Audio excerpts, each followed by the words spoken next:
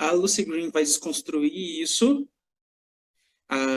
Alguém falou alguma coisa? Não, foi só um lapso. A Lucy Green vai desconstruir isso e ela vai dizer o seguinte: não, a aprendizagem formal tem outras características que podem ser parecidas com a aprendizagem formal, como podem não ser parecidas com a aprendizagem formal. E daí ela vai dando algumas características. Por exemplo, quando o pessoal que toca em banda de música vai aprender um instrumento, ou quem tocou na igreja foi aprender o violão, ele não foi lá e pegou um livro e foi atrás daquele método para aprender o violão, né? O pessoal foi lá e foi dizendo, essa é a posição do acorde tal. Vai lá e faz assim, e mostrava como era. Agora tu vai precisar usar o acorde tal. Daí vai lá e mostrava o outro acorde. Então, não seguia um programa, não seguia uma coisa fixa, não seguia uma coisa bem determinada. E essas são algumas das características que a gente vai debater. Bom, a Lucy Green botou isso num livro, que eu vou passar esse livro para vocês, que esse livro é Piratex, né? A gente não pode falar que eu vou passar, por isso que não está no AVA. Ele está em inglês, mas ele é bem fácil de ler. Por isso que eu também deixei ele como leitura não obrigatória, porque eu sei que o inglês para muitos ainda é alguma dificuldade. Deixa eu só entrar aqui, que agora o meu computador resolveu funcionar.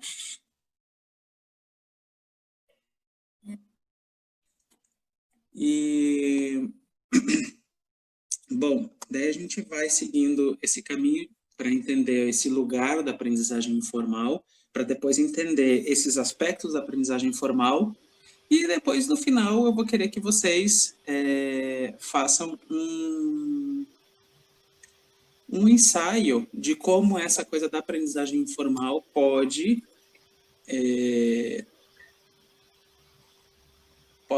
resbalar, pode influenciar todo Professor? Diz. Não estamos te vendo. Desculpa. Sua tela travou. Sou eu, Pamela. Eu sei que é tu. Deixa eu ver aqui. Voltei?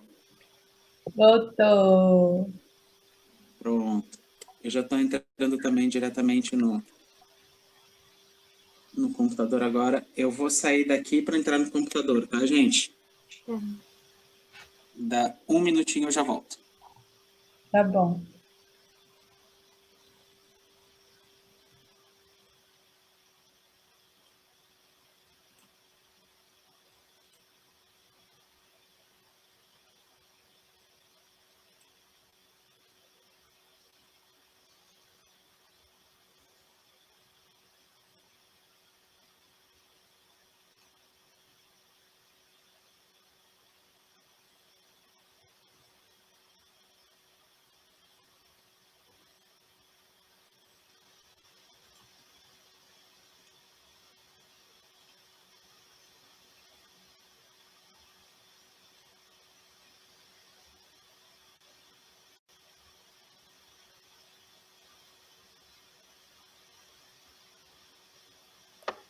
Pronto, voltei. Todo mundo me vê agora e me ouve bem? Não estou te vendo, peraí. Sim. Cheguei. Pronto, estou entrando isso no AVA enquanto isso.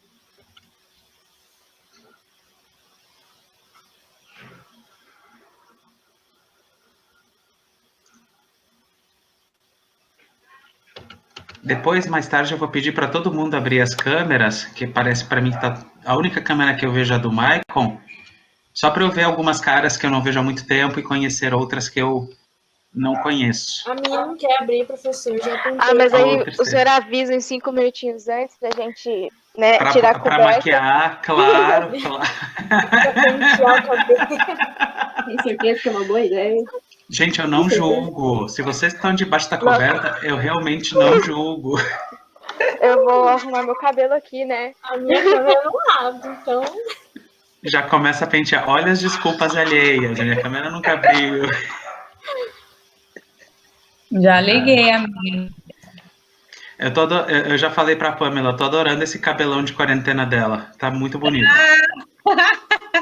Ele cresceu para burro, tá bem grande. Vai ver o cabelo esqueceu. Eu acho que lá em março a gente fazia questão, né? Agora a gente aparece. Justo, gente. Professor, Diga. falando nessa questão de informal e formal, Uhum. eu vejo que essa é a minha grande dificuldade, porque meu aprendizado de música foi informal, né? Eu aprendi na igreja, ali a professora mostrava tudo. E eu vejo que agora na faculdade é totalmente diferente, né? Um ensino totalmente diferente. Deu um choque, né? Praticamente você que tem que buscar, entendeu? Porque o professor não vai ficar ali todo o tempo. Então, A faculdade tem um outro plus a mais, que tem a questão da autonomia de tu ir muito atrás, né? Uhum. Isso é muito bacana. Agora também a forma como está organizado o currículo da universidade é uma coisa muito estruturada, digamos assim. Não tem muita margem para uma flexibilização. Sim, tem a flexibilização, mas não é assim, que flexibilização!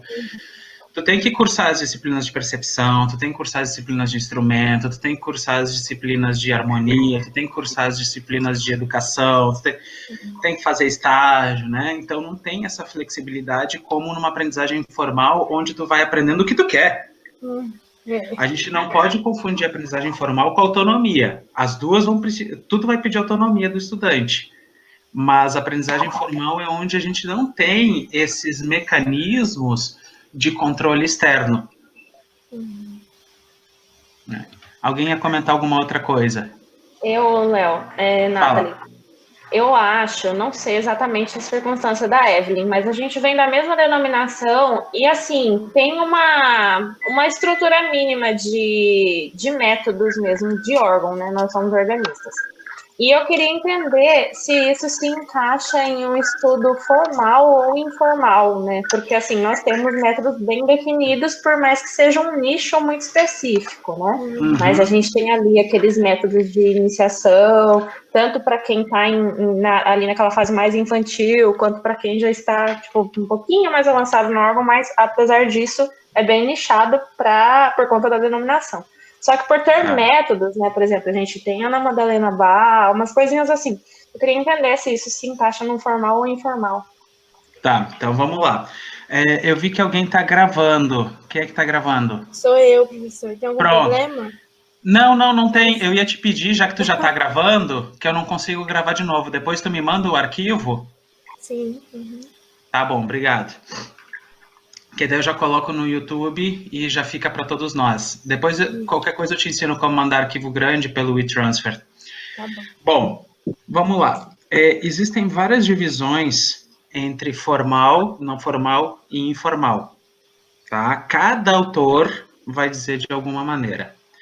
Eu sigo a linha do Libânio, que é um bem conhecido, e eu acho que é coerente, né?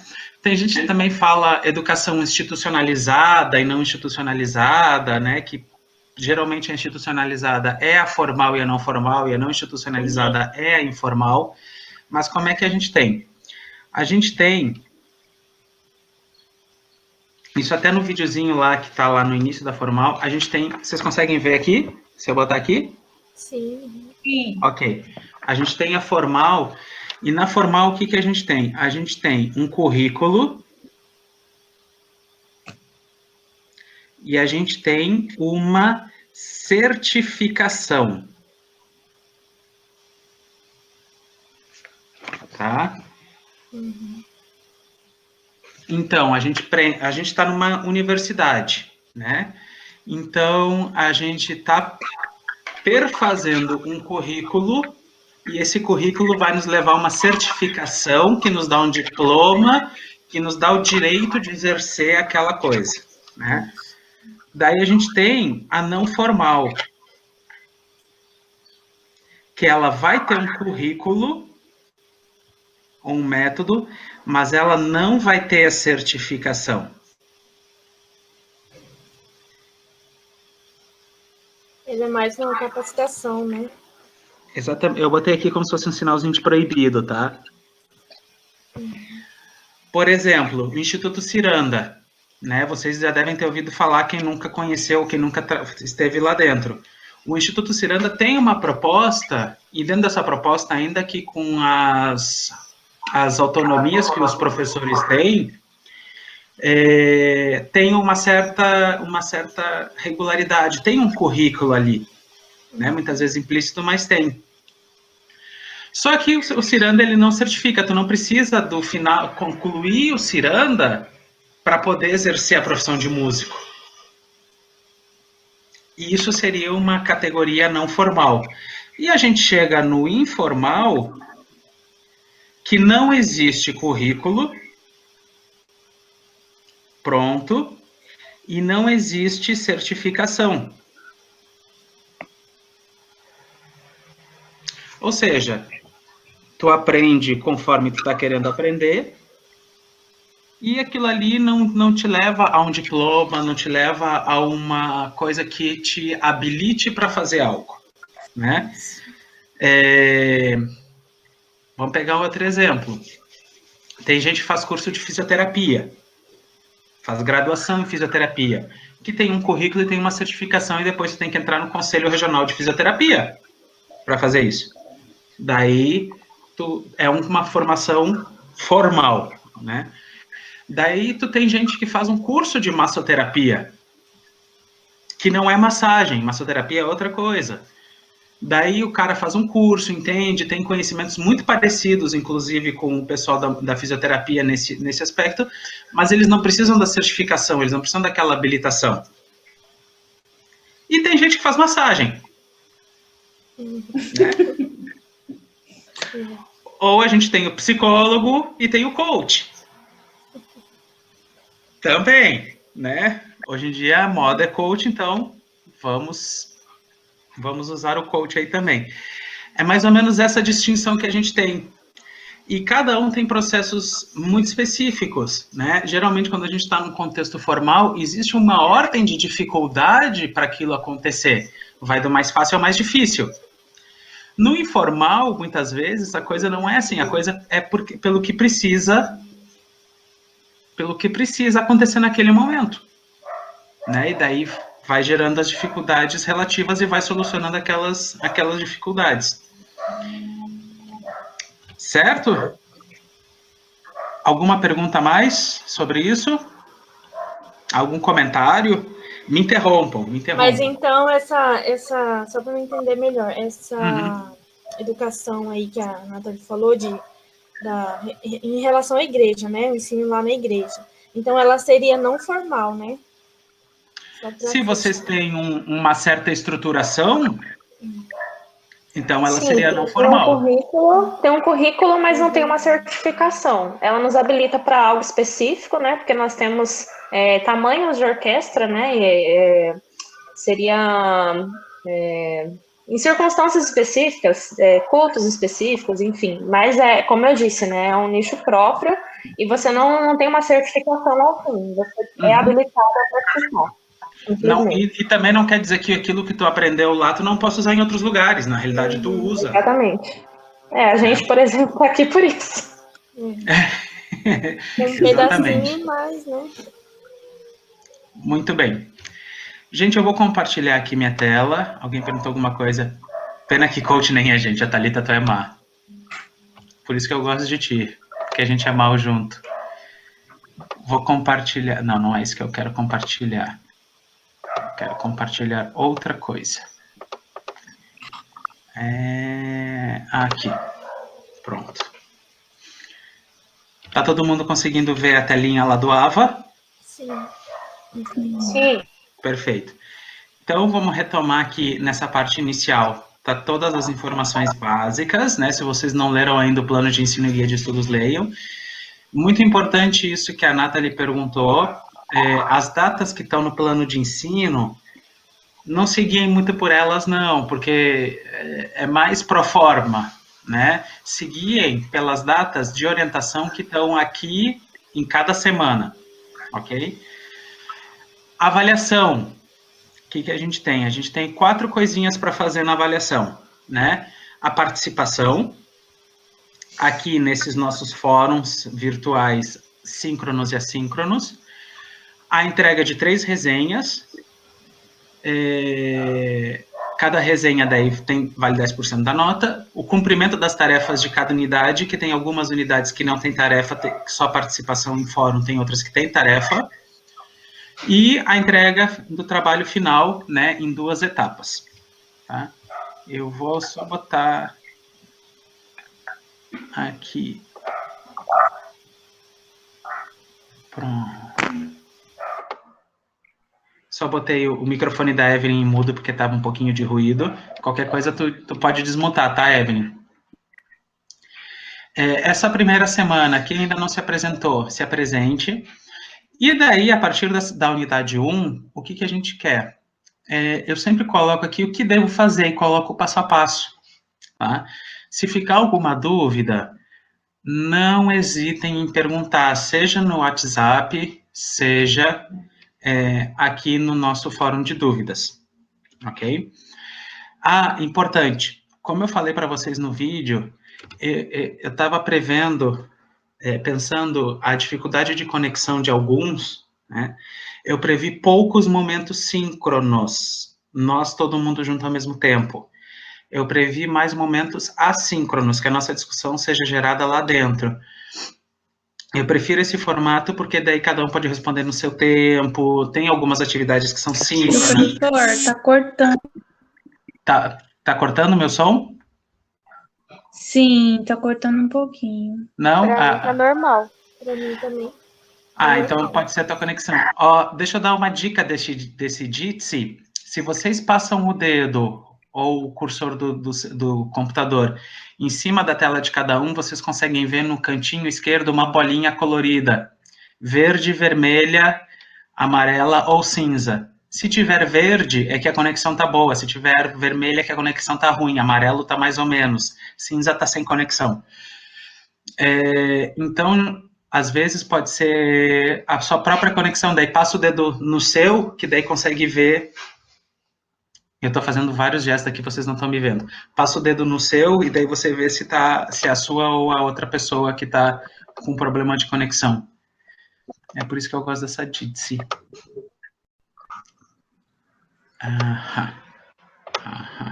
Não é essa janela? Errei.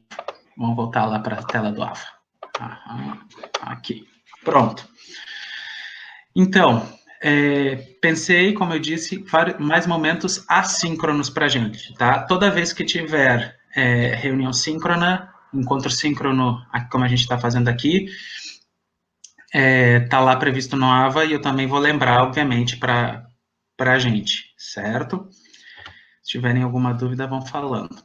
Então, eu sempre coloco um material de referência, busquei vídeos para ter esses materiais de referência, tá, gente? Então, os vídeos são para auxiliar e poder conversar com as leituras.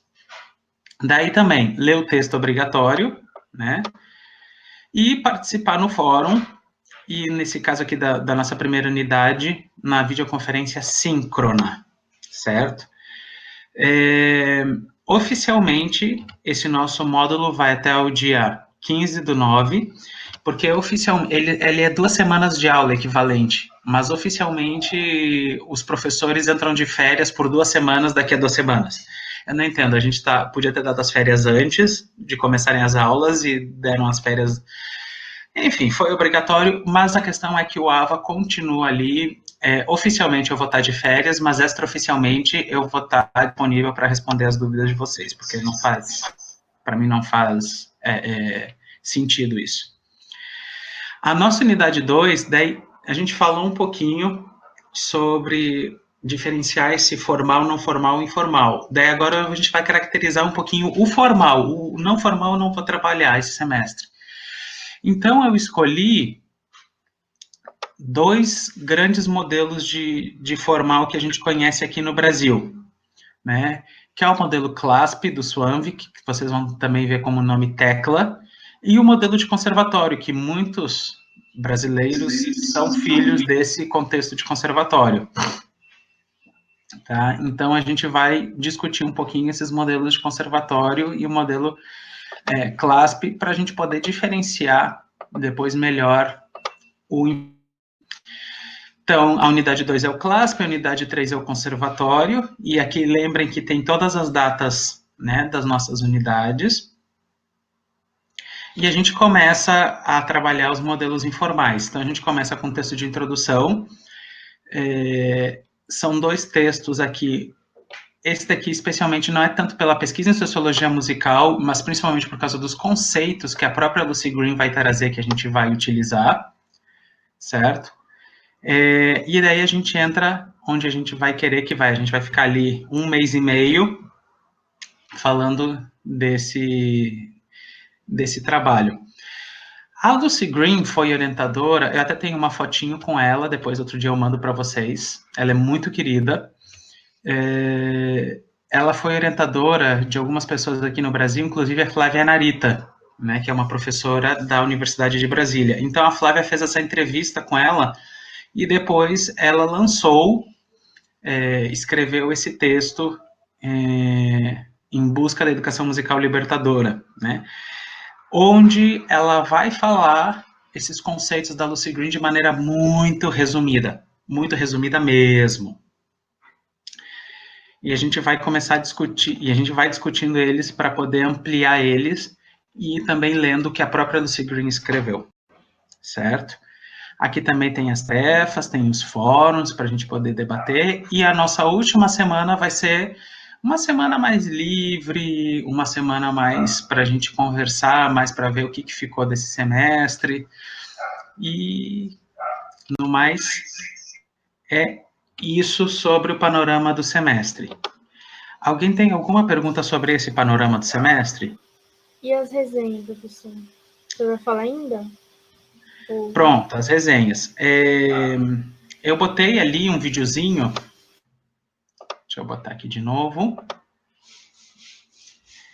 Esse videozinho aqui, com esse cara, com esse barbudo, ele é um videozinho de orientação de como fazer uma resenha, certo? Então, até o dia 5/12, até o dia, se vocês quiserem enviar em outubro, pode enviar em outubro. Se vocês quiserem enviar em setembro, pode enviar em setembro. Vocês vão escolher 3 textos de quaisquer dos textos que a gente estudou do semestre para fazer uma resenha de cada um deles. Então, ó, a gente teve na unidade 1 o texto obrigatório e o texto de apoio, são 2 textos. Na unidade 2, um texto. Na unidade 3, mais 2 textos, já são 5 textos. Na unidade 4, mais outros 2 textos, já são 7. Na unidade 5, a gente tem 3 textos, são 10. E na unidade 6, que acho que não vai ser o caso, tem 11 textos no semestre inteiro para vocês escolherem 3 para fazer essas resenhas.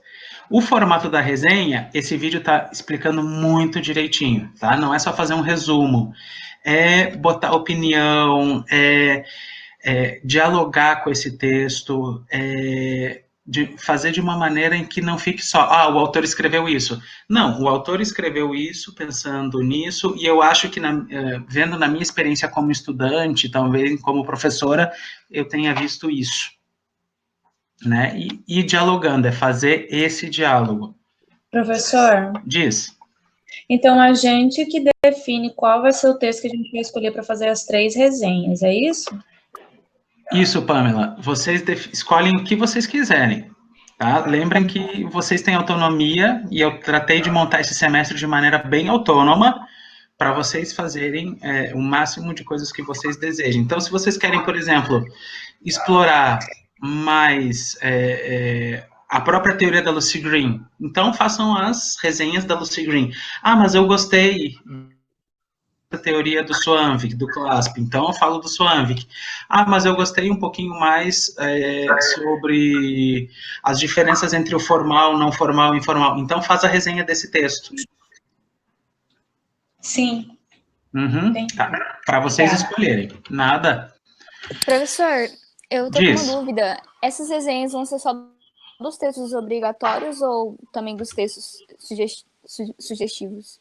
Opcionais, vamos dizer assim, né, de apoio. Isso, opcionais. Vocês escolhem. Pode ser de qualquer texto que a gente trabalhou no semestre, inclusive aqueles não oficiais que eu mandar para vocês. Ah, ok. Muito obrigada. Nada. Se vocês quiserem se aventurar nos outros idiomas, pode ser também, não tem nenhum problema. Tá? Tem mais alguma pergunta sobre a resenha? Não? Ok, então eu vou falar sobre o trabalho final, né? O que é o nosso trabalho final? Deixa eu achar aqui onde é que está o trabalho final. Aqui.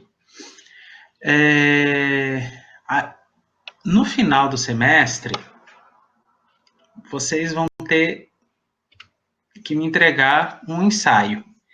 Esse ensaio pode ser um documento escrito ou vocês podem fazer um vídeo. Com a câmera do celular mesmo, utilizando aqui o Jitsi também, vocês escolhem como vocês querem fazer, tá?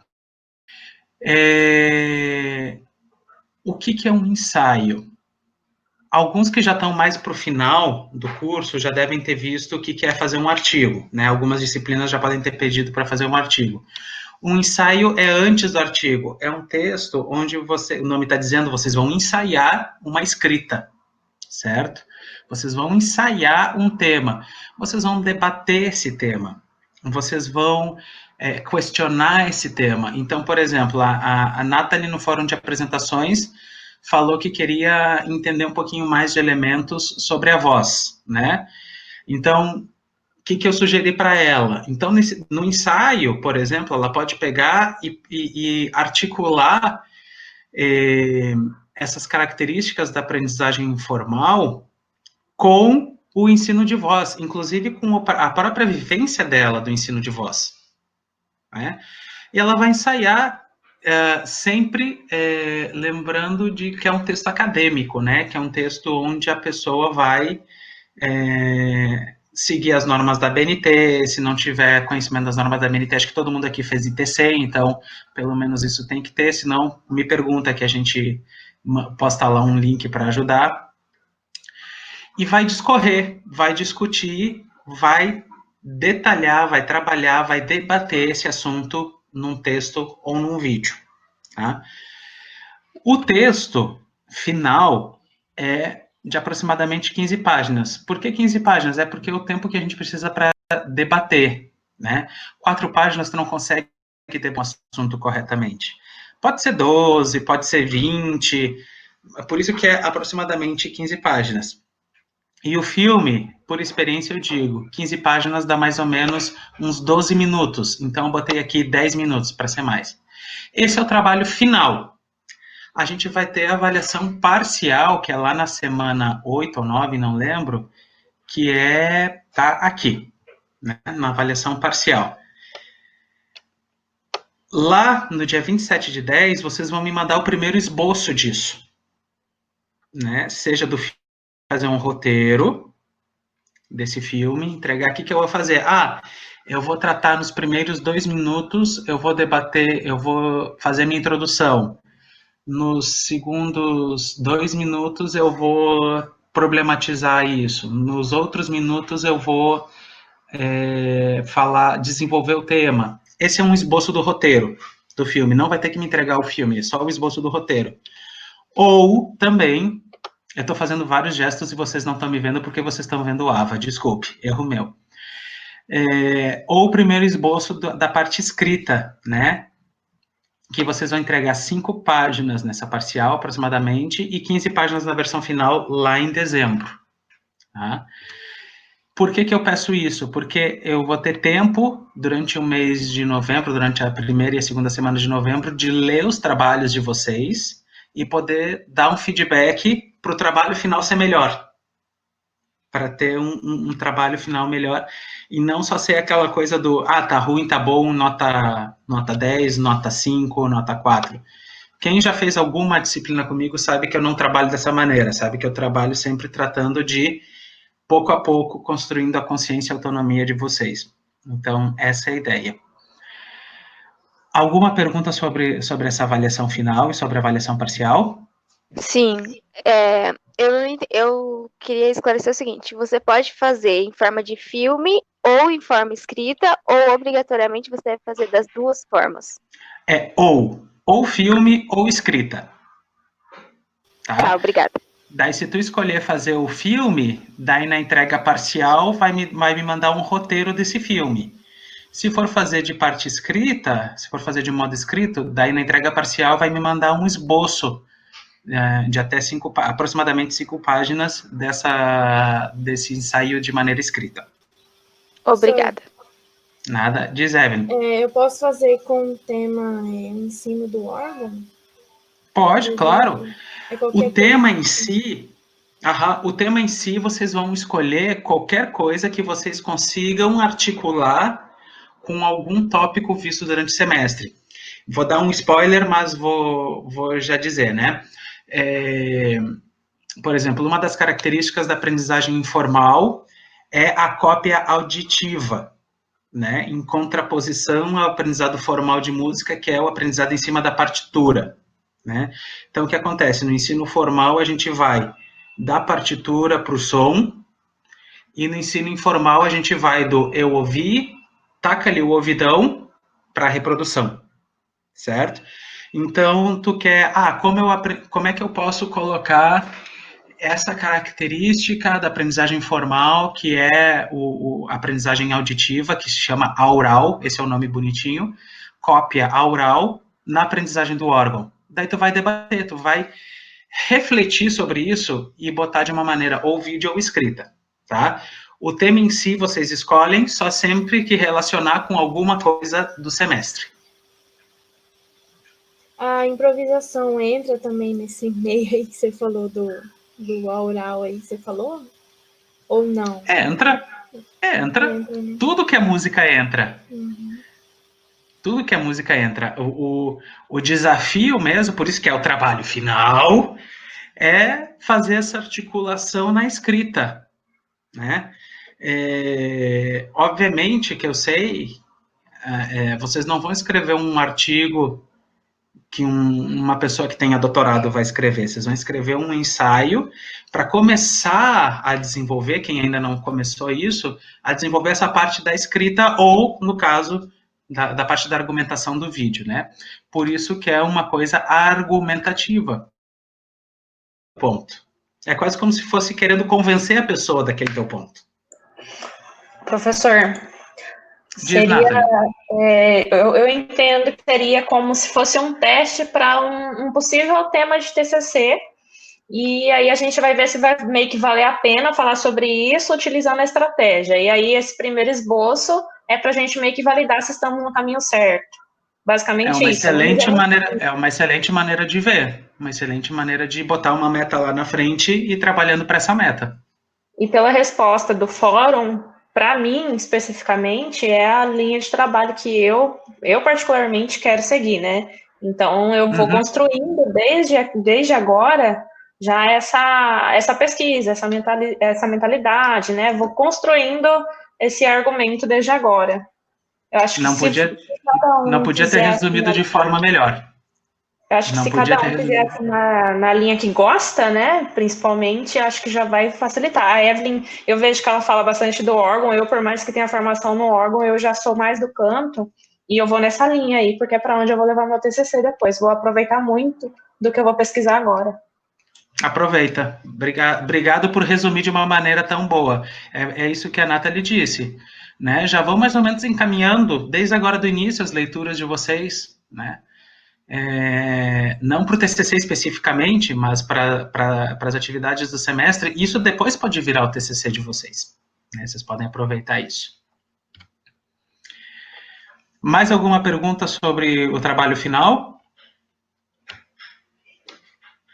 Não? Ok. Uma última coisinha que eu queria compartilhar com vocês é a questão de interação nos fóruns. Como a gente não está na sala de aula todo o tempo e eu preferi fazer a interação mais assíncrona que síncrona, então eu vou pedir para vocês estarem junto nos fóruns. Lembrando uma coisa. Bom, vou falar dessa outra coisa depois. Deixa eu anotar aqui da aula invertida. tá? Me lembrem depois. Aula invertida. Anotei aqui. Vocês estão vendo aí os fóruns, né? E eu vou abrir aqui o fórum, por exemplo, dos diferentes contextos de aprendizagem. Aqui no fórum eu já tenho a resposta da Brittany, a resposta da Pamela, a resposta da Evelyn. No fórum de apresentações eu já respondi o de vocês, já fui respondendo quem já mandou resposta até ontem de tarde. O que eu quero? Para a gente poder gerar esse diálogo, eu quero que vocês, nessas horas que a gente tem para entrar no AVA, leiam as respostas dos colegas e comentem. Clica aqui em responder e comentem as respostas. Tirem dúvidas, questionem, problematizem. Ah, mas por que tu disse isso? Né? Por exemplo, aqui a resposta da Pam, ela, por exemplo, ela colocou que ela conseguiu ver os textos, né? E entendeu essas diferenças. Daí eu já questionaria, tá, mas e aí? Quais são essas diferenças para ti? O que tem a ver na tua prática como cantora lírica? Né? Então, vamos usar esse espaço para a gente poder realmente dialogar, né, virtualmente nesses espaços assíncronos. Ok? Professor, Diz, Pá. sou eu que falo, né? Mas tá bom. Essa ferramenta do AVA, ela já vem sendo usada pelos professores, mas não de uma forma tão presente. Então, a gente também está aprendendo como aluno usar ela, né? Nesse momento aí de flexibilização. E é bom se dar essas dicas, a gente interagir, para poder ter resposta da gente aqui, já que a preferência do atendimento você é mais assíncrono, né? Foi uma opção, né? E também eu acho que é uma maneira de vocês também verem outras maneiras de dar aula que não seja o professor liga a câmera e fica falando. São possibilidades para vocês verem que não precisa necessariamente traduzir o presencial para o remoto de uma maneira só ligar a câmera, né? Tem outras possibilidades. Mas daí eu preciso da participação de vocês. Professor, é a Jaque. Eu queria perguntar sobre o fórum. Diz, Jaque. Deixa eu só ver se a Pamela tinha algo mais para terminar, que ela ia comentar alguma coisinha. Pode ser?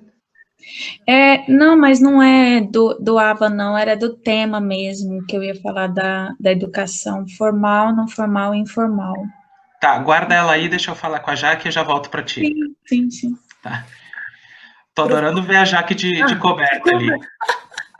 Ô, professor, ontem eu entrei no AVA, né, e dei uma olhada nos fóruns, né? Só que aí eu não achei um lugar específico que eu consiga ver as respostas de todo mundo. Então, não. Específico, eu tenho que clicar em todos para ver. Em cada resposta, exatamente. O que eu posso fazer, que eu posso fazer isso, ó. Vocês acham que ficaria melhor colocando as respostas de todos no mesmo lugar? Ou cada um abre um novo tópico? Porque o que eu posso fazer? Eu posso pegar aqui, eu vou compartilhar minha tela. Era mais fácil tudo no mesmo lugar, professor. Eu também acho. Eu Por gosto exemplo, da esse ideia daqui. de tópico único, porque ele, justamente, essa questão do contexto onde alguém se identifica com o que o outro já vivenciou, fica num texto, um tópico único. Eu gosto. Eu, pelo menos, acho que ficaria melhor. Tá, eu poderia abrir aqui um tópico único, tipo, põe as suas respostas aqui, né? E daí o pessoal vai respondendo embaixo. Ficaria visualmente, deixa eu abrir aqui o tópico de apresentação. Né? Como é uma ferramenta. Por exemplo, aqui. Vou abrir aqui, já usei da Evelyn, vou usar a da Nathalie, né? Por exemplo, a Nathalie respondeu lá e eu respondi a Nathalie. Daí vai ficando como se fosse um threadzinho, um fio do Twitter, né? Vai ficando uma coisa embaixo da outra. Vocês preferem tópico único? Eu posso fazer isso sem problema. Tá, então eu vou fazer isso. Eu vou pedir, então, para que as meninas que já responderam do aprendizagem formal, não formal e informal, não precisa apagar as respostas, tá? Só copia. Eu vou abrir o tópico único e daí vocês copiam as respostas ali embaixo. A Britney, a Pamela e a Evelyn. Eu vou abrir aqui. Tópico para respostas. E vou copiar aqui.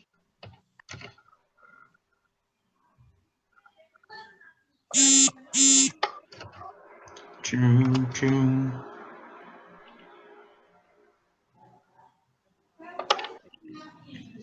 Se vocês quiserem enviar daí vocês entrem aqui e entram em responder, tá? Só vão respondendo e vão contextualizando, vão vendo as respostas do pessoal. Só para critério de conhecimento, eu não tenho foto no meu Ava, porque eu já botei várias vezes a foto, e como a minha foto diz que é grande demais, mesmo que eu ponha uma foto pequenininha, ele trava todos os meus sistemas da UF. Eu gostaria de ter uma foto, mas a foto não funciona comigo. Eu fiquei 1 mês sem sistemas da UF acessar, porque não sabia o que era. Mais alguma pergunta sobre fóruns, gente? Não? Então, deixa eu abrir o espaço para a Pamela, que ela queria perguntar algo. Sim, professor, você sabe que eu gosto de ouvir a opinião do professor com referência a conceitos. Quando tu fala, a gente percebeu aí a diferença, né, da certificação, sem certificação, tanto para não formal e para informal. Quando você fala de currículo, assim, eu queria saber o conceito. Tá. Na educação. Tu sabe que existem livros inteiros e linhas de pesquisas inteiras. De uma maneira mais... Não, eu sei. Vou tentar resumir da maneira como um amigo meu uma vez resumiu, e assim, me tocou, né? Me tocou de uma maneira que me explicou muito. Currículo é uma escolha de determinados saberes para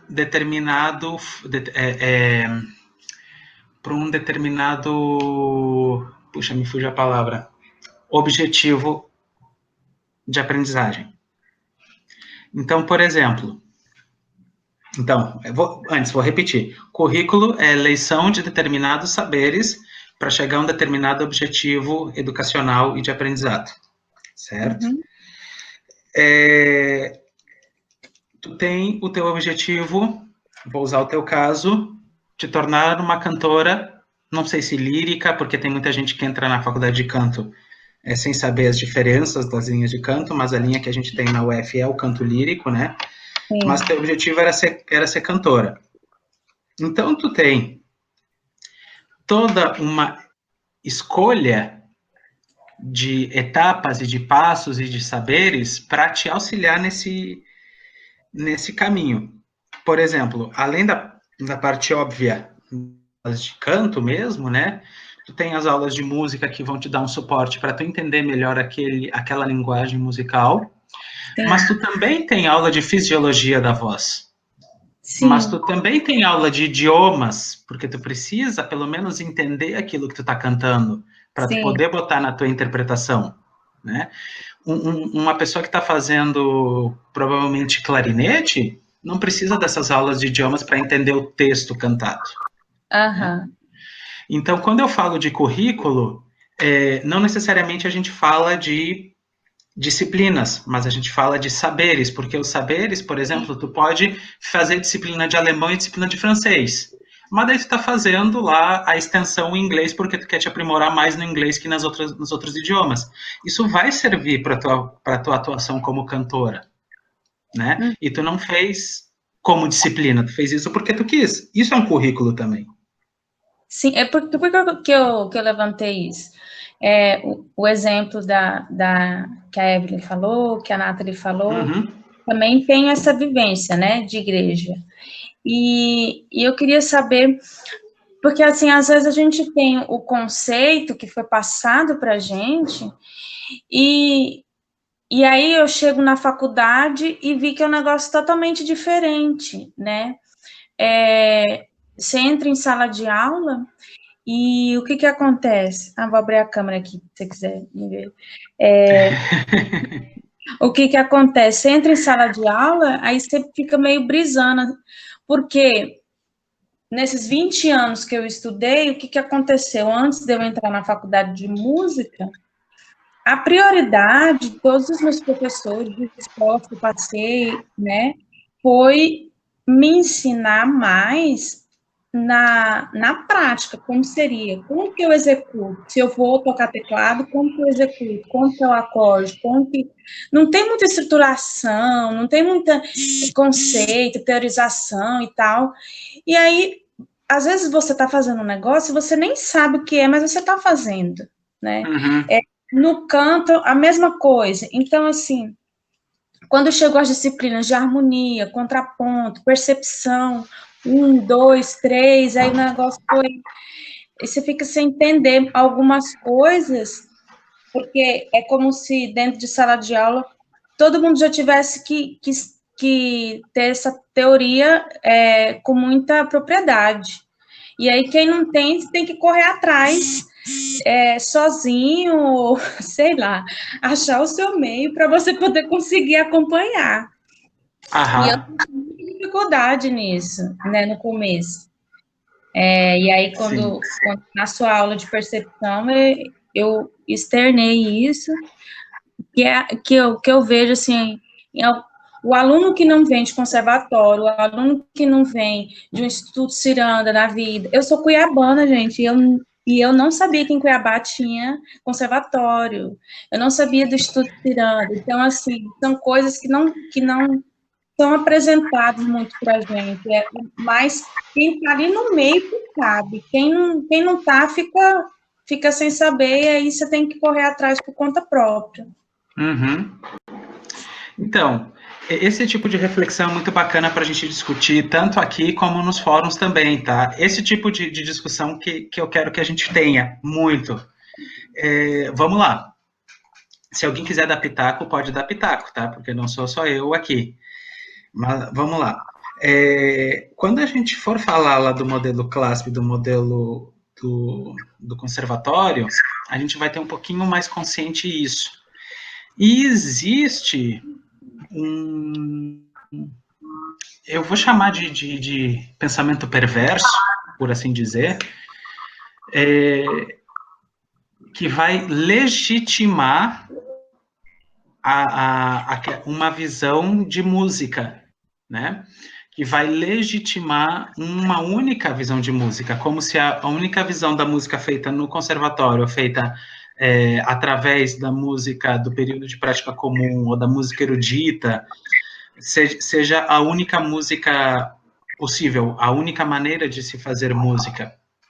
Só que, na realidade, quando a gente for ver quem realmente não tem muito perrengue com a vida musical, quem toca, quem está aí nos meios tocando, etc., eles não aprenderam em conservatório, a maioria deles. Eles aprenderam na vida, aprenderam de forma informal, né? Muitas vezes.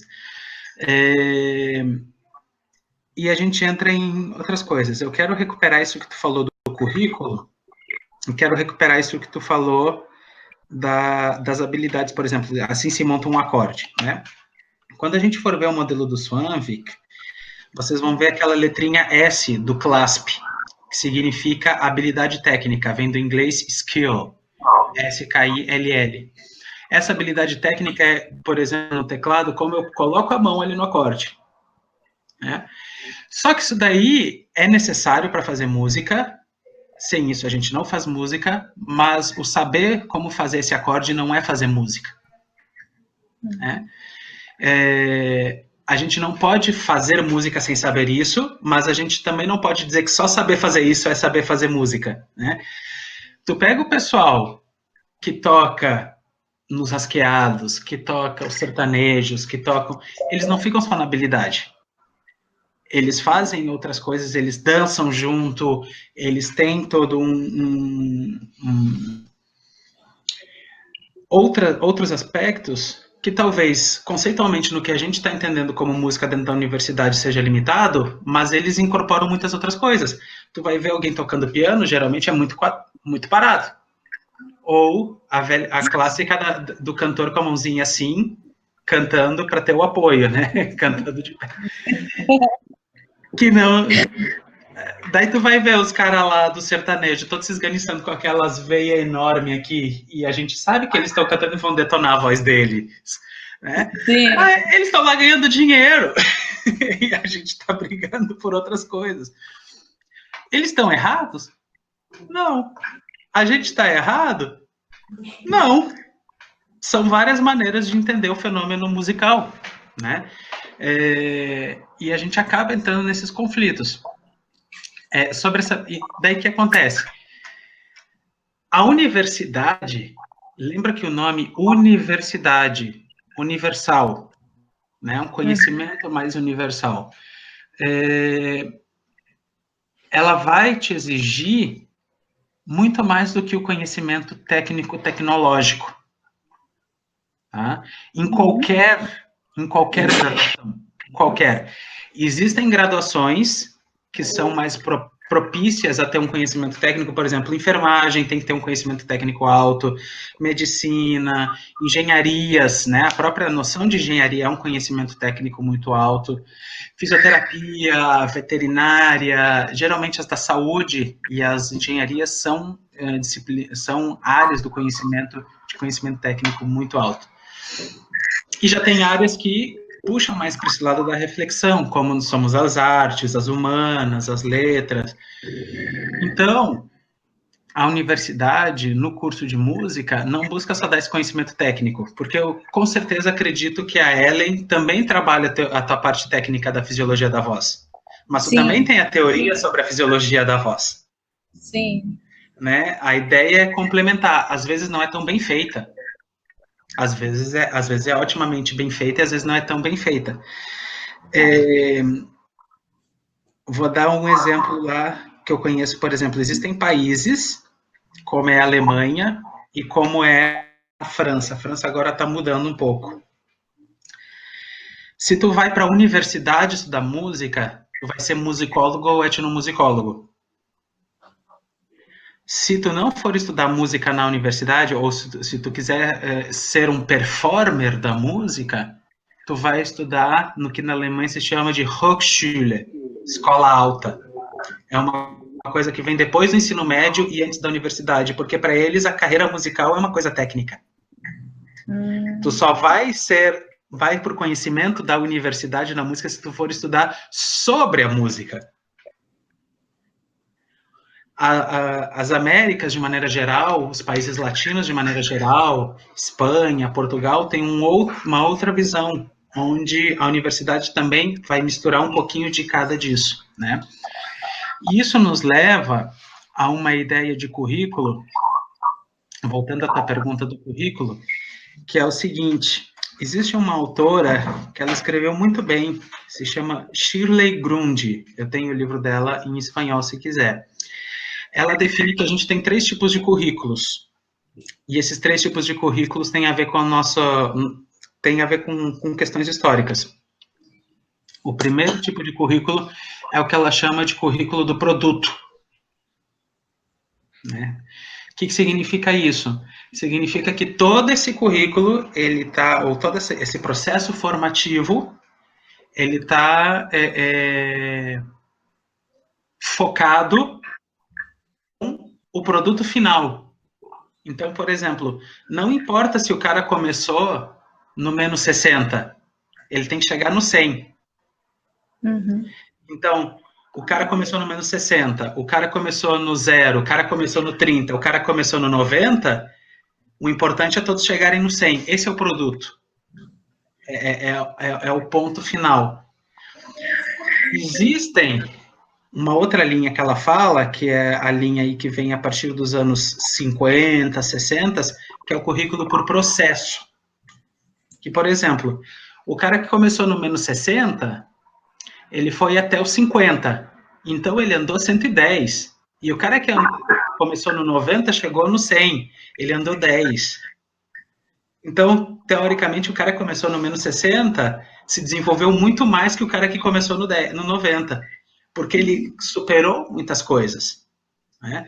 E daí a gente entra em discussão de desigualdade socioeconômica, desigualdade de raça, desigualdade de gênero, blá, blá, blá, todas essas coisas que estão efervescentes hoje, né? Mas o foco desse currículo por processo é no caminho percorrido, não aonde chegou. E a gente entra no terceiro, que é o que está mais em voga hoje, né? Que a gente está discutindo nas humanas isso muito mais forte, que é o currículo como praxis. Né? O que acontece? Acontecia que daí o pessoal focava tanto no processo que daí o produto praxis. P-R-A-X-I-S.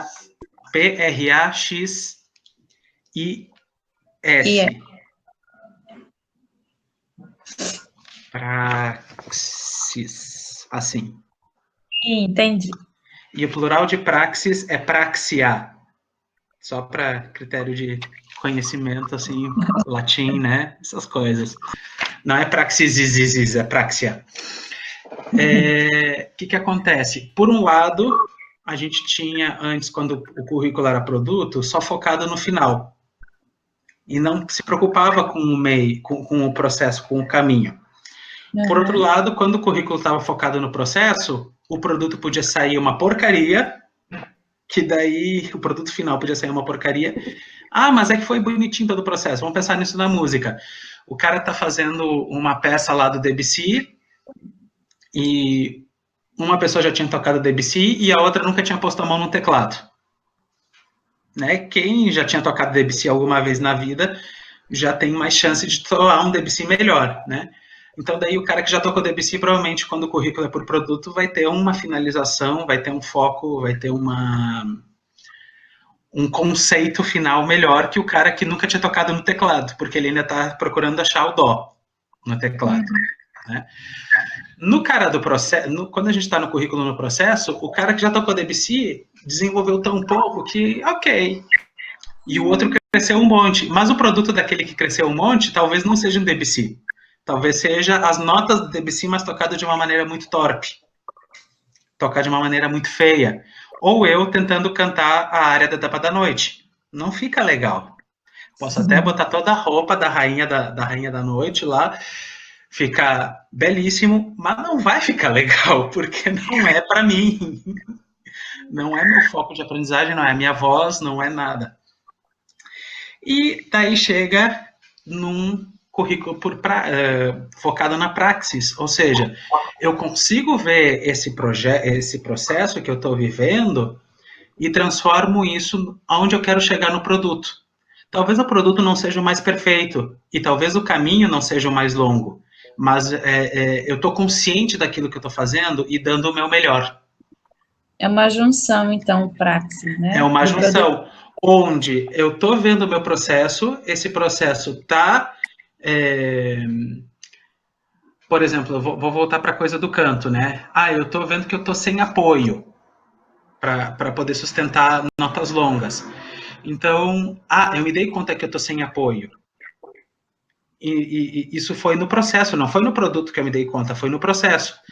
Então, daí eu vou trabalhar as coisas de apoio porque eu me dei conta, isso vai influenciar no meu produto final porque eu tenho mais apoio depois e mais sustentação de nota. Né? Professor, então teria como se fosse um equilíbrio entre o produto e o processo. Não é nem equilíbrio, é mais que equilíbrio, é onde o processo vai retroalimentando o produto que vai retroalimentando o processo. Então, imagina, a música é muito boa para a gente ver isso.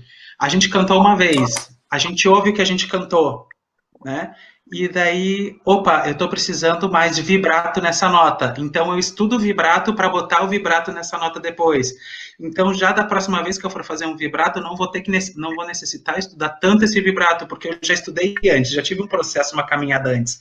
É um processo cíclico, que vai e volta para o processo. O conceito mais bonitinho de praxis é a prática refletida, onde a gente consegue refletir sobre a prática. Esse é um conceito mais bonitinho que vem da educação. Bonitinho. Qual é o teu instrumento, Britney? Eu toco violoncelo. Tá do cello. Tá. É que eu não te conheço, por isso que eu tô perguntando. A maioria do pessoal eu sei as coisas. Ô, Léo. Fala. No coral, a gente foi pro virtual, né, desde março. Nós produzimos o que você já deve ter visto, né? Que a gente fez o coral virtual, lançamos no sábado. E, assim, eu acho que para quem fez a matrícula, se matriculou na matéria de PPC1 com a Dorothy, talvez tenha, já que a gente estava falando antes de canto, né? E eu sempre vou puxar essa sardinha pro meu lado, por quê? Porque, sim, a gente tem uma experiência muito legal acontecendo, inclusive, no primeiro semestre nós tivemos uma necessidade também de fazer um certo ensaio com a professora Tereza Ramalho, e eu falei justamente sobre isso, da questão de a gente ter e isso a gente ainda estava no presencial, agora eu vejo que isso se potencializou. O coral da UFMT, ele tem essa característica de ser muito heterogêneo com relação a quem está ali presente, né? Então, nós temos desde pessoas com 16 anos de idade até gente com mais de 90. E, assim, tanto alunos de música como aluno de engenharia de controle e automação, por exemplo, zootecnia, e ambos estão sempre recebendo ali o mesmo material, uma partitura na mão, e, enfim, promovendo essa vivência que antes eu chamaria de informal, no sentido de a pessoa não necessariamente aprende a ler partitura, mas ela tem um resultado em comum com quem já tem uma vivência mais teórica, né? E no fim das contas, só que daí eu queria até entender isso, porque assim, você disse que não visando essa questão do resultado, só que lá a gente já visa um resultado em comum, né? Todos conseguem entregar nesse fim, independente de quais caminhos percorreram. Eu vejo tecnicamente, né? Eu vejo a partitura, eu consigo fazer aquela leitura da partitura, enfim, reconhecer as notas em cada linha. Para quem ainda não teve a experiência de ver uma partitura específica para coral, pode às vezes até estranhar, né? Porque ela é muito mais dividida que qualquer outra partitura. E aí, no caso, eu queria entender isso, assim, e quando a gente tem um resultado em comum, então não poderia se encaixar nesse mesmo conceito? Porque, no fim das contas, a gente tem um objetivo em comum, independente de qual caminho a gente percorreu. Sim, pode. Vejamos, tu pode ter isso na realidade, depois já existem experimentos, tu pode ter um processo de ensino e aprendizagem informal dentro de um contexto de aprendizagem formal. Certo? Vou dar um exemplo. Vocês já ouviram falar em maracatu? Desculpa, falhou. Falhou, travou. Vocês já ouviram falar em maracatu? Sim. Já ouviram falar? Que o ritmo base é... Tan, tan, tan, tan. Tan, tan, tan, tan, tan. Tan, tan, tan, tan. Tan, tan, tan, tan. Esse é o maracatu cearense, que é um pouquinho mais lento. Tá? Existe o maracatu pernambucano, que é o mais tradicional e o mais rápido. Ok. Eu fui conhecer o maracatu através do maracatu cearense dentro da universidade quando eu me mudei para o Ceará. Para quem não sabe, antes de eu ir para Mato Grosso, eu estava no Ceará. Eu fui ver dentro da universidade. Só que os processos que eu aprendi o maracatu, ninguém me deu uma partitura. Me deram um instrumento, no caso, me deram o surdo, de primeira, e me disseram assim, ó, escuta. Então, eu estava escutando o de segunda, tan, tan, tan, tan, tan, tan, tan, tan. O surdo de segunda fazia isso e eu tinha que reforçar o tan, tan, tan, tan, tan, tan, tan. Eu só tinha que reforçar isso. Escuta e copia. Eu fiz dentro da universidade, com uma pessoa que foi minha colega como professora, mas o processo era totalmente informal. Não me deram uma partitura, simplesmente me deram escuta e copia. Não era uma coisa difícil, não era uma coisa complicada, era uma coisa fácil, né? Mas foi... Não, eu ia comentar que, assim, para quem... todos recebem essa partitura, mas para quem não lê partitura, ele usa só a letra e recebe um áudio de guia. Os bolsistas fazem áudio de guia, isso. Daí, para cada um, para mezzo, para soprano 1, cada um faz essa gravação de um áudio de guia e eles recebem, só usam a partitura mesmo para ter noção da letra, se já está chegando no final da música, sabe? Porque tem aquelas divisões da partitura, né? Grupo A, grupo B, enfim, que é as divisões de estudo. E é só isso mesmo. É muito mais pelo ouvir. Sim, exatamente. Isso é uma característica da aprendizagem informal, né? Vocês perguntam para qualquer músico popular, depois que ele vai aprender a ler, por exemplo, guitarrista, depois que ele vai aprender a ler tablatura, primeiro ele aprende como tocar, ouvindo e imitando, né? Eu acho que... Pode falar. Não, é que eu vejo isso como... não só como uma divisão de educação formal, não formal e informal. Eu vejo isso também como uma coisa muito, mas muito bonita mesmo do ensino musical, de fato, né? Quanto ele é complexo e o quanto ele é abrangente. Porque dentro do ensino formal, nós também utilizamos disso, né? Como foi o teu caso na faculdade. Mas eu acho que muito mais do que nomear, nós temos um resultado, que é ensinar a música em algum aspecto, né? Seja ele dentro do canto, do piano, enfim. Então, mais do que nomear o tipo que você está aplicando, é chegar em um resultado, né? Como no caso do coral, por ser um coral da universidade, o uso da partitura, eu li isso uma vez escrevendo um trabalho, ele traz um certo, para o cantor, um nível de responsabilidade e para o externo, um nível como diz, de capacitação, sabe? Quem está de fora e vê todos os coralistas com uma partitura, pensa, poxa vida, esse trabalho é bem feito, ele é pensado, ele é estruturado. Isso foi um estudo que eu fiz quando eu fui começar a inventar de dar aula, né? Então, é muito ampla essa questão da música. Então, eu vejo que mais importante do que você nomear é você chegar num produto. Mas também não significa que nomear, de certa forma, não seja importante, ter como conhecimento, porque te ajuda muito, né? A você entender o que você está fazendo para te dando um norte. Só que eu acho que também é importante não se prender, né? Só nessas nomenclaturas, e sim chegar num resultado específico. Não, na realidade, acho que não é o caso de se prender, é entender os processos, né? Como é que eu posso dizer? Não sei se vocês acompanham o MasterChef, mas a Paola, esses dias, falou sobre o Stroganoff, que não é Strogonoff, é Stroganoff, né? Que é russo. Ela corrigiu não por causa por causa do nome, é porque tem toda uma história por detrás de entender esse processo, que se uma pessoa te diz que está te entregando um Stroganoff, ele está usando creme de leite fresco, ele não está usando ketchup e mostarda para temperar, ele está usando cogumelos frescos, como é que a gente fala? Quero dizer salmoura, mas não é salmoura, não é vinagre, é em conserva, champignon em conserva, isso.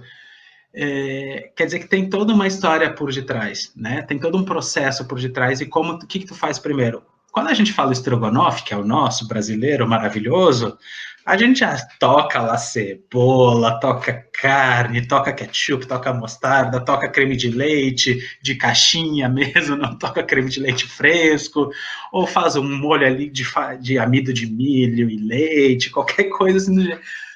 É só para entender esses processos, né? Não é só o fato de nomear por nomear, porque no frigir dos ovos, o fato de nomear não diz se a gente é melhor ou pior músicos, ou professores, ou educadores, como seja, né? Mas entender esses processos. E a música tem isso que a Lívia falou, que é muito lindo. Imaginem a gente fazendo um processo de aprendizagem formal de matemática. O máximo que eu consigo pensar é a criança aprender a contar e dividir, metade dessa pizza é para mim, metade dessa pizza é para ti. Deu, acabou. O resto, tudo das matemáticas que a gente aprendeu na universidade, na escola, a gente não tem muita aprendizagem informal de matemática, né? A gente não tem esses processos. E daí é uma coisa legal de pontuar, que a gente tem que entender que existem duas coisas. Um é o contexto de aprendizagem formal, informal e não formal, certo? Outros são os mecanismos de ensino-aprendizagem formal e informal. Tá? O contexto é o lugar, é a escola, é o quarto do amigo, é a sala da vizinha, é a cozinha com os parentes, tudo ensinando, é a igreja, isso é o contexto. Agora, os processos de ensino-aprendizagem formal e informal, que é outra coisa. E a gente pode ter processo formal em contexto informal, porque eu posso pegar um amigo meu e ensinar, ó, nós vamos ler a partitura seguindo esse método A, B, C e D, né? E eu posso também ter o contrário, eu posso ter num contexto formal processos informais, como que eu falei para vocês do maracatu, mandacaru, do maracatu. Inclusive, eu compartilho com vocês que é um dos meus desejos no futuro, poder fazer uma pesquisa e trazer esses processos informais dentro das aulas de teoria e percepção, né, que a maioria de vocês teve aula comigo, e eu quero trazer isso para dentro. Agora, o como ainda vou descobrir. Essa é uma coisa. Deixa eu só fazer uma última consideração. Alguém tem alguma pergunta, algum comentário? Senão eu quero falar sobre aprendizagem invertida. A aula invertida, digo. Obrigada aí pela resposta, professor. Nem falei nada. De nada, pá. A Thalita tá falando alguma coisa, mas eu não ouço, eu só vejo a boca dela mexer. Não. Digita no chat. Se tu tá no computador, digita no chat.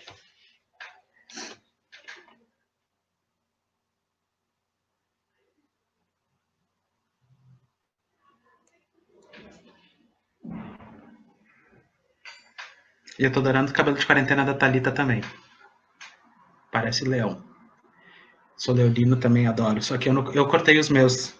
Uma tia minha me emprestou uma máquina e eu autocorto. Daí volta e meia, depois que eu corto, eu vejo que ficou aqui uma ponta maior que a outra, etc.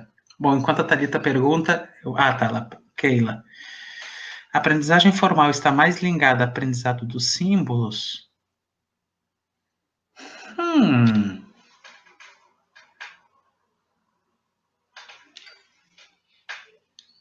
Eu vou...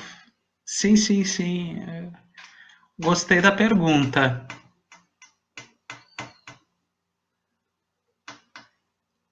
A Keila perguntou, se vocês não viram lá no chat. A aprendizagem formal está mais ligada ao aprendizado dos símbolos? Vejamos. Quem já estudou algum instrumento seguindo algum método, vamos extrapolar essa parte da partitura, né?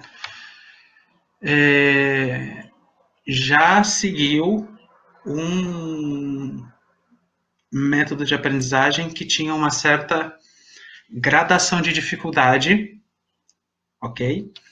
E essa gradação de dificuldade não foi definida pelo estudante, foi definida por quem escreveu um método e o professor adotou aquele livro, aquele método. Ok? Essa estruturação do mais fácil para o mais difícil, aonde a gente tem uma mesma maneira, uma mesma estruturação para várias pessoas, essa estruturação é formal, né? O informal seria se eu tivesse uma estruturação para Keila, uma estruturação para Jaque. Deixa a minha internet melhorar aqui, que agora eu estou vermelhinho. Professor? Fala, Evelyn. O senhor falando isso aí, então o aprendizado lá da minha igreja seria o formal, que eu entenda, porque exatamente. Lá agora os irmãos estão com... eles mesmos estão desenvolvendo os métodos, né? Os irmãos da parte da música. Antigamente eles pegavam, igual a Nathalie falou, o método da Magdalena, outros métodos, né? Até para o ensino do piano mesmo. Mas agora eles estão desenvolvendo os métodos próprios para os órgãos, né? Então, é distribuído para as organistas, as irmãs, os métodos próprios, né, da congregação, para poder ser ensinado para todas, né? Para não ficar igual, ensina um, ensina outro, né? Vê aí que a gente tem um contexto não formal, como a gente tinha falado, né? Mas o modelo, o processo de aprendizado aí a gente tem bem formalizado, né? Tá bem estruturado, primeiro faz isso, depois faz aquilo outro. Isso vai com a outra pergunta ali que a Keila colocou lá no chat. Ela diz o seguinte: na musicalização nós priorizamos sentir o pulso, com o corpo, etc. Como no seu exemplo do ritmo. Então seria informal porque não tem a linguagem escrita? Depende. Depende muito, né? Eu não vou dar a resposta agora, porque senão a gente já mata o semestre nessa primeira aula. E eu acho que cada um vai ter uma resposta também diferente. Eu vou deixar para a gente refletir e pensar, porque eu tenho uma resposta, mas eu não quero dar a minha resposta para não influenciar vocês, tá? Mas o exemplo anterior ao aprendizado dos símbolos, não necessariamente, porque a gente pode aprender símbolos de maneira informal. Tem muitas crianças, por exemplo, que se alfabetizam de maneira informal, sem necessariamente ter seguido um método específico. Quando a gente tem uma família... Aqui no Brasil, a gente não tem uma manifestação cultural que necessite da partitura, por exemplo. Eu vou trazer... Todo mundo conhece mariachi, né? Mariachi é mexicano, bigodão, chapelão, né?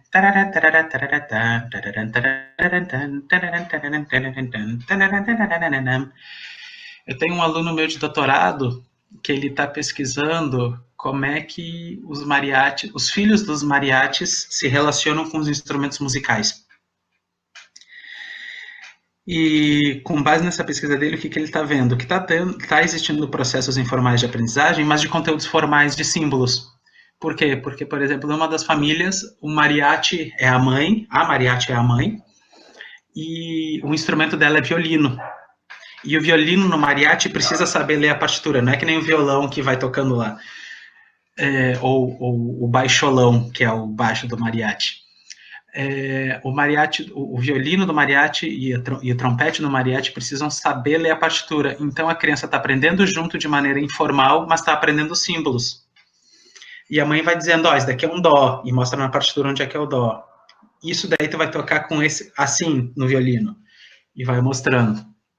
Então, não necessariamente está vinculado. Tem uma forte tendência a, tá, Keila? Tem uma tendência, mas não está vinculado necessariamente.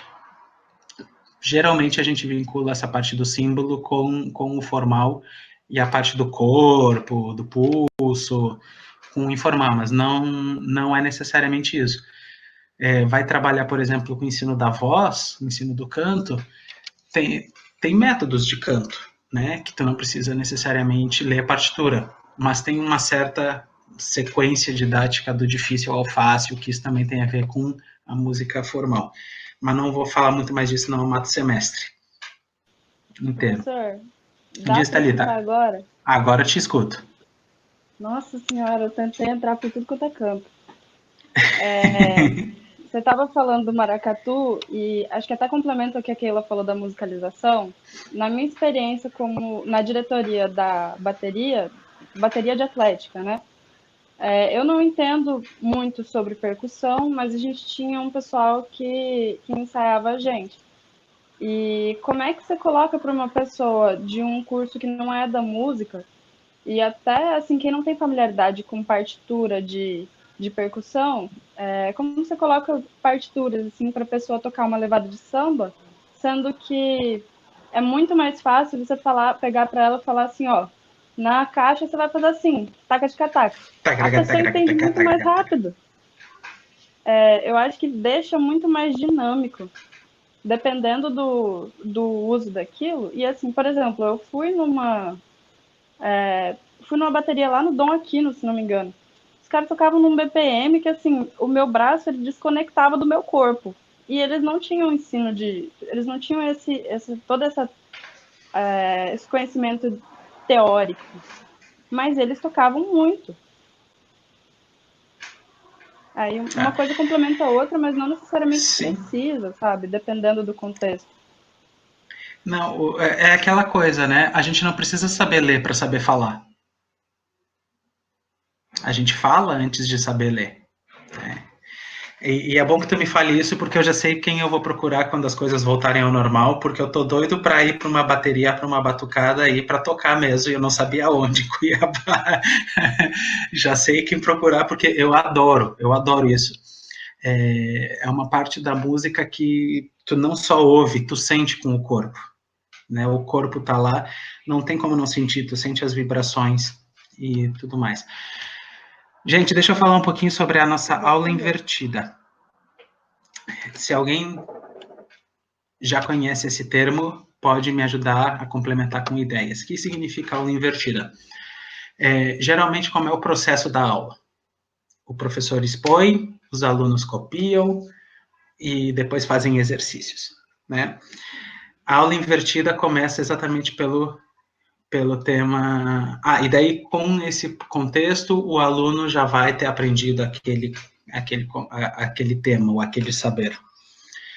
Na aula invertida, a gente inverte isso, e primeiro o aluno vai procurar entender algumas coisas desses conceitos em casa, para depois, quando juntar com professores e colegas, gerar essa discussão, tá? E é isso que a gente vai fazer. O que significa isso? Que antes de qualquer encontro síncrono nosso, de qualquer discussão nossa, a gente tem que estar com os textos daquele módulo razoavelmente lidos para poder gerar discussão. Porque de nada adianta eu vir aqui ficar falando, se depois vocês ainda não leram, né? Então, antes, por exemplo, agora a gente tem nosso próximo encontro síncrono no dia 11/9. E a gente tem o videozinho e o texto, né? Que a gente pode falar de novo do formal e não formal. Então, antes do dia 11, com isso lido. Quem gosta de tomar notas, tome notas. Quem gosta de digitar, aproveita o arquivo no PDF para digitar comentários. Para a gente poder fazer esse processo invertido, ou seja, vocês vêm para a discussão já com as leituras feitas. Não é primeiro a discussão e depois as leituras, não. Vamos vir para a discussão já com as leituras feitas. Ok? Alguma pergunta sobre isso? Algum comentário sobre isso ou sobre alguma coisa? Professor, eu estou com uma dúvida referente a essa videoconferência. Qual que é a diferença da videoconferência para, por exemplo, o encontro de hoje que a gente está tendo agora? Nada, nenhuma. Ah, tá. Tudo bem. Nenhuma. Às vezes eu falo videoconferência, às vezes eu falo videochamada, para mim é tudo a mesma coisa. Se tu perguntar para alguém da área de educação remota, talvez eles possam te dizer, não, a videoconferência é isso, a videochamada é aquilo. Não, para mim é tudo igual. Eu falo indistintamente. É que essa aqui era só para a gente fazer um panorama do semestre, mas a gente acabou falando de conteúdos mesmo. Mas a gente vai discutir mais os conteúdos no próximo dia 11/9. Tá? E provavelmente a gente vai usar essa sala.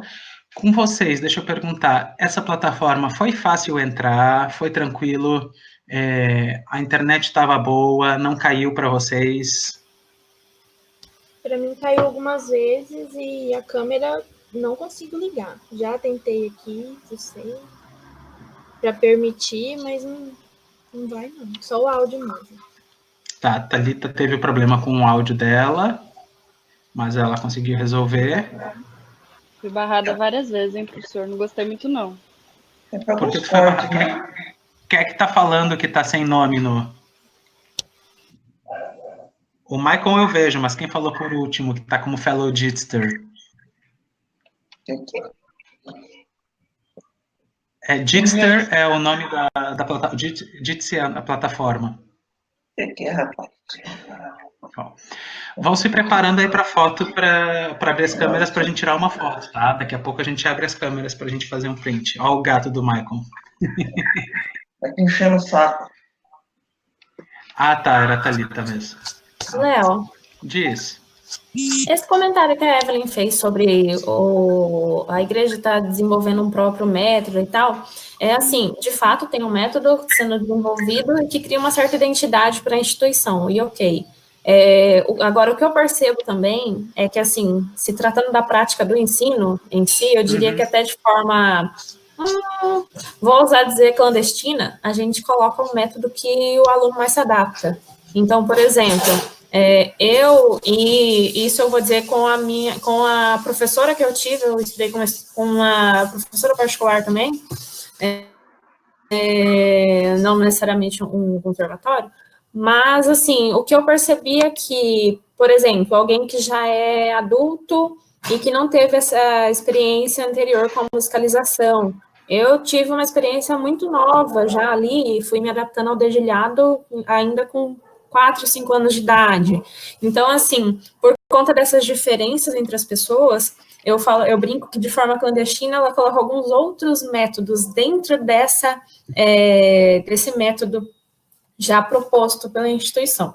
Então, seria o mesmo caso do coral, de ter um ensino informal dentro de uma plataforma formal? Bom, antes de tudo, tem gente que não faz isso que tu falou, tá? Já vou te dizendo que não é o normal fazer isso. Tem gente que simplesmente pega aquele livrinho, aquele método e segue, e se o aluno não consegue, o problema não é do método, não é do professor, o problema é do aluno que não aprende nunca.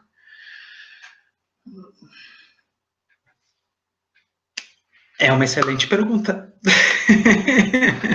Eu sou da turma dos clandestinos, né? Quando eu vejo que o aluno que não está conseguindo se adaptar já de cara àquele método que em tese é o inicial, mas que não é tão inicial assim para aquele caso, a gente meio que volta um pouquinho atrás e começa com o beabá, né? Para de fato atender a necessidade motora, às vezes, do aluno.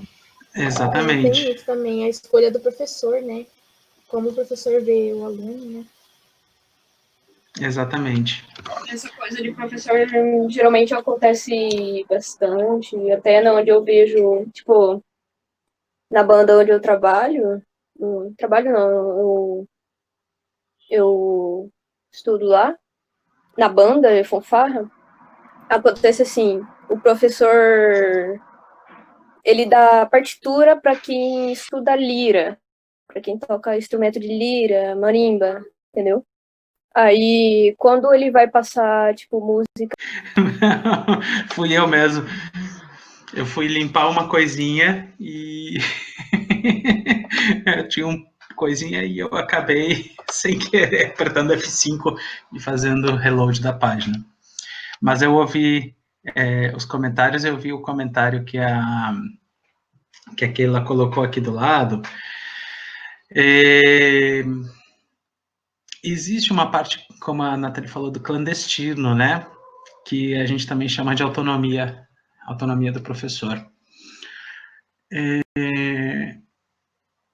Depende muito, porque o cara pode fazer uma coisa adaptada, mas seguindo um método rígido, um método bem determinado. Só porque não é o método que a instituição usa, não necessariamente não vai deixar de ser. Vai depender de caso a caso. Por isso que eu fiz a cara do... vai depender, né, de cada um. O Bona seria um método... o Bona é um método e não é partituras em geral, tá, Michael? É pessoas. Tem professores que utilizam o Bona, tem pessoas que utilizam o Borromeo Med, tem pessoas que utilizam outras plataformas para iniciar na leitura. Eu acho, assim, sobre esse assunto que as meninas estavam falando, sobre clandestinidade metodológica e tudo mais, eu acredito que isso tem muito a ver também com a questão de formação do próprio professor, né? Porque se ele é um professor que ele vem da formação informal, ele não vai ter aquele conhecimento técnico, então ele vai te passar eu vou tocar, tu escuta e reproduz. Vai ser assim.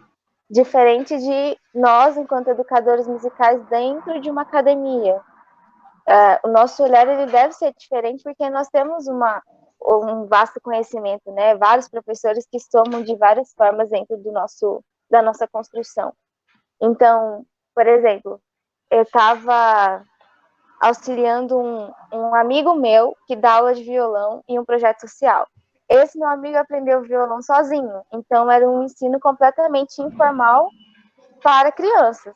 Uhum. Só que ele estava enfrentando muito problema com a questão das crianças aprenderem ritmo.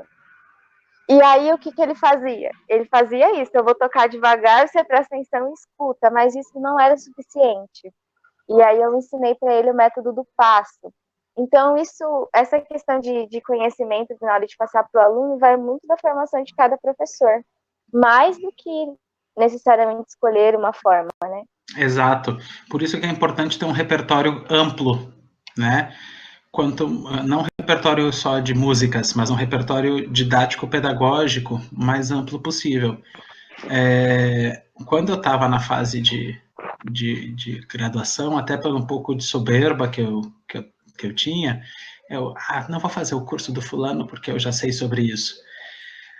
Depois que eu me formei, que eu comecei a dar aula, que eu vi, porra, por que eu não fiz o curso do fulano? E agora eu me meto a todos os cursos que eu posso, porque não é pelo conteúdo musical em si que eu tô lá pelo repertório didático-pedagógico, que é muito mais importante que o conteúdo musical. O conteúdo musical, muitas vezes a gente pode ler um livro e aprender, mas o repertório didático-pedagógico de maneiras de dar aula, nem sempre a gente precisa estar vendo outras possibilidades. Professor, eu acho que é ter a sensibilidade de saber o momento de introduzir o ensino informal para incluir os alunos. Porque vamos debater um pouquinho mais dos conceitos do ensino informal e depois a gente reformula essa tua frase? O que tu ia falar, Pã? Baseado no que a Nathalie falou, eu acho interessante também, o professor ele não pode preocupar só na formação, né, em mostrar para o aluno que sabe, porque existem vários perfis de aluno, né, e a gente vê que não existe muita, como eu posso dizer, não é constante o interesse dele. Então, o professor ele tem que ver várias coisas. Às vezes ele está tão preocupado em usar vários métodos, várias técnicas, mas o aluno ele não está interessado nisso. Às vezes, eu falo que aconteceu comigo, né? E aí você tem que colocar, pontuar o que esse aluno quer de você como professor. E o que você tem para oferecer como professor, baseado no que, na sua vivência, no que você conhece, no que você sabe passar. Porque se você não personaliza esse atendimento, o aluno não fica com você. Não porque você não sabe passar, não porque você não sabe o que dá, mas você não conseguiu prender ele a você, né? Chamar a atenção dele para que ele continue ali se interessando. Então, a gente sempre tem que prestar atenção nessas duas vertentes aí. Professor? Diz, Evelyn. Seria, então, correto afirmar que o professor ele tem que se adaptar ao aluno, não ao contrário? É assim? Essa é o grande X das didáticas modernas, né? Hoje em dia existe, dentro dessa perspectiva, inclusive, conversa com essa perspectiva do currículo como praxis, né? Que o ensino tem que ser centrado no aluno, né? Mudando um pouquinho o foco do ensino como um todo. Tem que pensar na aprendizagem individual, né? É muito difícil, é fácil, isso a gente tem uma coisa razoavelmente fácil na música, que são as aulas individuais ou em grupos pequenos, mas quando os grupos já começam a ficar grandes, a gente tem essa dificuldade, a gente acaba generalizando, né? Mas o ideal sempre é focar no aluno, porque finalmente é aquilo que finalmente quem aprende é o aluno. Então, de nada adianta eu focar no método de ensino se o aluno não está aprendendo. Por isso que eu não foco, por exemplo, no Bona, ou no Borromeo médio, no Gramani, ou em um método, se eu vejo que aquilo não vai estar contribuindo para a aprendizagem do aluno. Eu penso naquele momento. Mas, por exemplo, igual assim o senhor como professor da universidade, né? E dá aulas, né, numa sala onde tem bastantes alunos.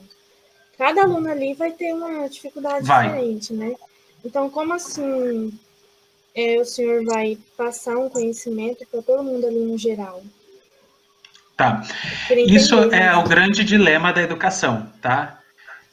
Guarda essa tua pergunta, anota ela e guarda e traz para o próximo encontro.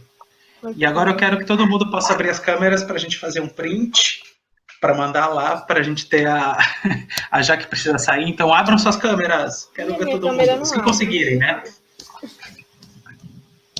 Os que conseguirem. A Jaque até tirou o cobertor, né? Para não aparecer.